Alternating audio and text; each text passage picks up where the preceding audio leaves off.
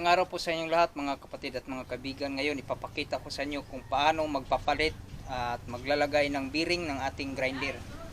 So ayan po ang natin, yung grinder na nasisira yung bearing. So ito yung bearing na nasisira. So ayan, tiningnan ko sa manual is number 608. Yan ito ang bago nating nabili. So yan ang ating ilalagay dito. So panoorin nyo kung paano ko ilalagay. So hindi ko na ipakita sa inyo ang pagtanggal dito. So napakahirap pala ang pagtanggal dito sa bearing dito mga kaibigan. So yan. So panoorin nyo hanggang dulo ng video kung paano natin i-install ang ating bagong nabili na bearing ng grinder na nasisira. So mga kaibigan, i-share ko sa inyo na napakadelikado pala pag ito ang nasisira sa natin sa grinder, dahil po ito ay nagre-reverse po siya mga kaibigan dahil sa itong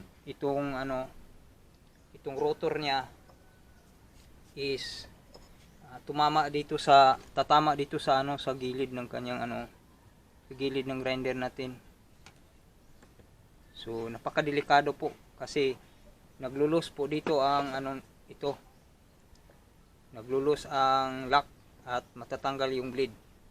So yan ang dapat ninyong tandaan at bantayan kapag ang inyong grinder ay maingay na at parang ito ay sumasabit na sa gilid-gilid ito.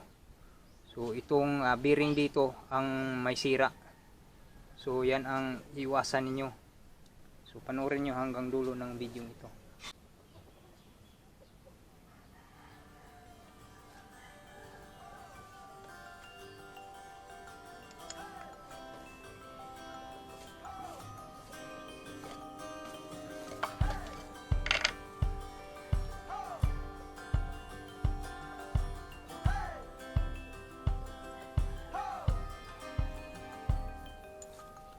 So siyempre mga kaibigan ay ating lagyan na ng ring pagkatapos nating mapunasan. So ayan, ring muna bago ang bearing at saka pagkatapos ay ring din naman.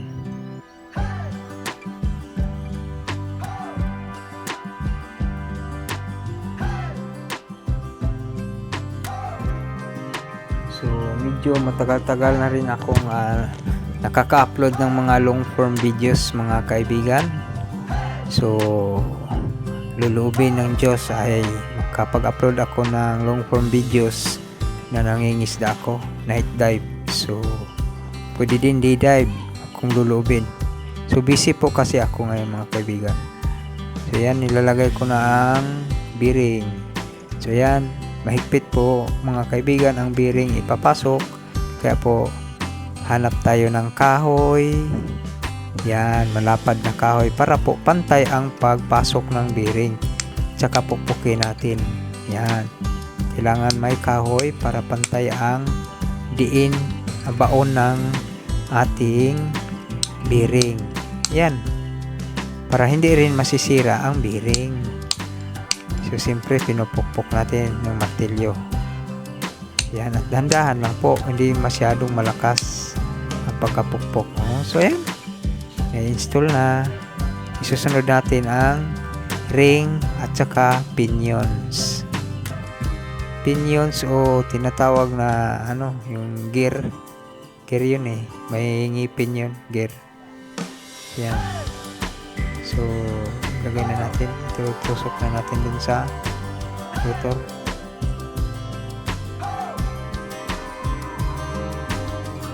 So yung ring na yun pala ay hindi pala yun kasali. So ayan, nakalimutan ko tuloy.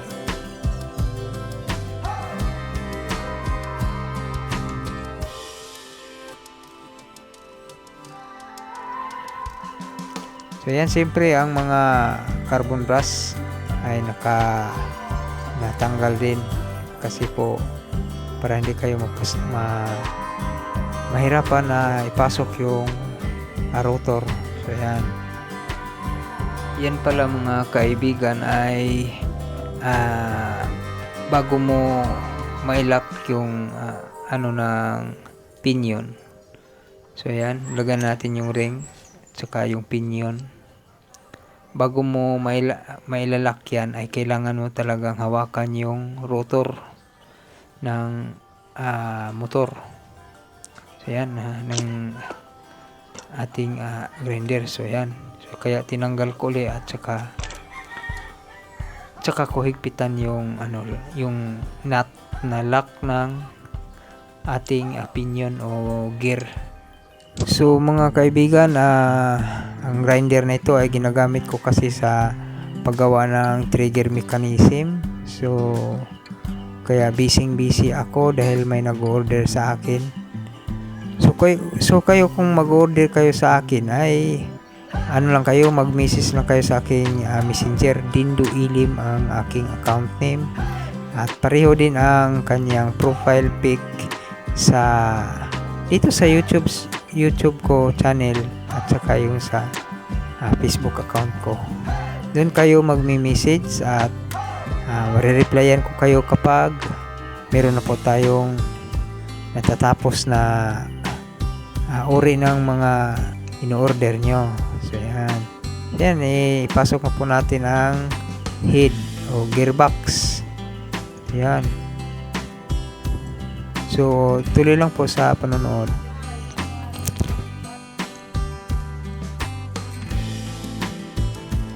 So ipasok na natin yung yung mga screw niya. 4 ang screw nito mga kaibigan. So pa-subscribe naman dyan mga kaibigan.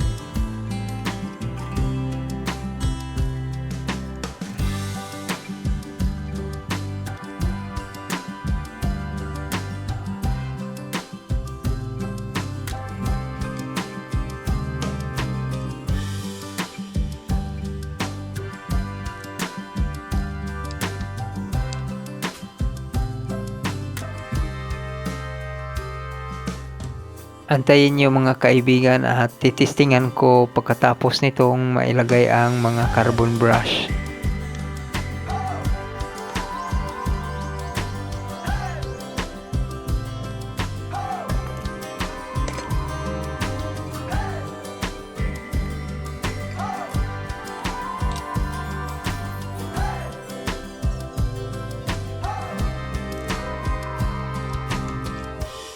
So ganito po ang lagayan ng carbon brush ng Bisguard na nabili ko mga kaibigan.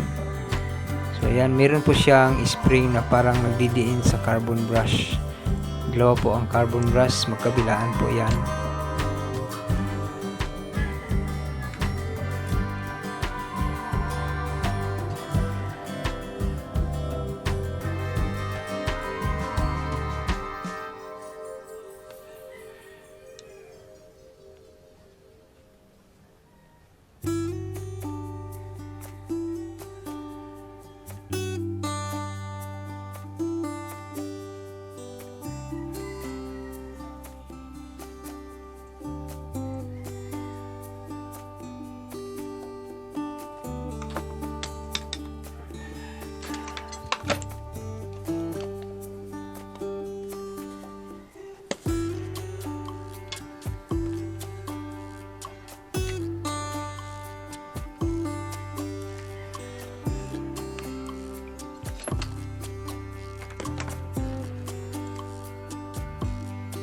So ito na mga boss, mga kaibigan, ating i-testing. So testing na natin kung di na ba siya maingay at saka wala na bang sumasabit sa ilalim. So ayan, okay na okay mga boss. So ayan okay na po ang kanyang ikot, hindi na wobble at saka hindi na masyadong maingay. Ngayon, okay na po ang grinder natin. So, salamat sa Diyos.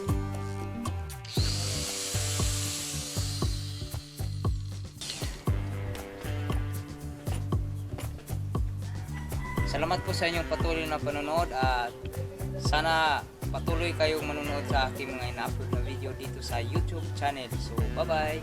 So, ayan po ang video for today mga kaibigan. Pa-subscribe naman po dyan. Click the bell. Thank you.